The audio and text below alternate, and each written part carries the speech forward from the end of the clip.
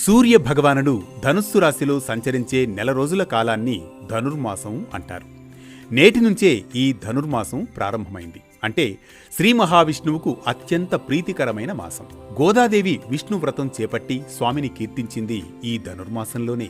ధనుర్మాసం అంటే దివ్య ప్రార్థనకు అనువైన మాసమని అర్థం. ఈ నెలలో దేవాలయాల్లో ఆండాళ్ పూజ, తిరుప్పావై పఠనం, గోదా కళ్యాణం మొదలైనవి నిర్వహిస్తారు. తిరుమలలో ధనుర్మాసం నెల రోజులు సుప్రభాతం బదులుగా తిరుప్పావై గానం చేస్తారు. సాక్షాత్తు భూదేవి అవతారమైన ఆండాళ్ రచించిన దివ్య ప్రబంధమే తిరుప్పావై.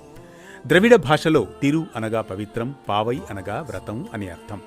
వేదాలు, ఉపనిషత్తుల సారమే తిరుప్పావై అని హిందూ పురాణాల్లో పేర్కొన్నారు. ధనుర్మాసంలో ఉదయం, సాయంత్రం దీపారాధన చేయడం వల్ల లక్ష్మీదేవి అనుగ్రహం లభిస్తుంది.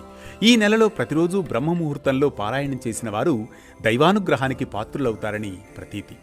ధనుర్మాసంలో విష్ణువును మధుసూదనుడు అనే పేరుతో పూజించి మొదటి 15 రోజులు చక్కెర పొంగలి లేదా పులగం నైవేద్యంగా సమర్పించాలి.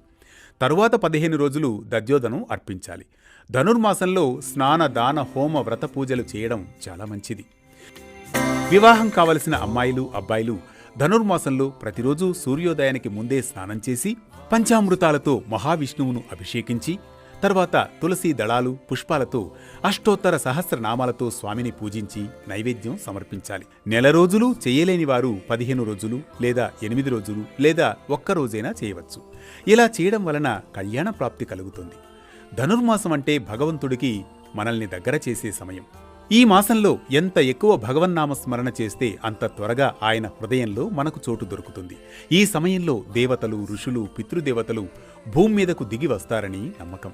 అందుకే ఈ మాసంలో ఒక్క తులసీదళం సమర్పణ వైకుంఠ ప్రాప్తితో సమానమని, ఒక్క గీతాశ్లోకం పఠిస్తే సర్వపాప విమోచనమని, ఒక్కరోజు ఉపవాసం ఉంటే 1000 ఏకాదశుల ఉపవాసం ఉన్న ఫలితం కలుగుతుందని పురాణాలు చెబుతున్నాయి.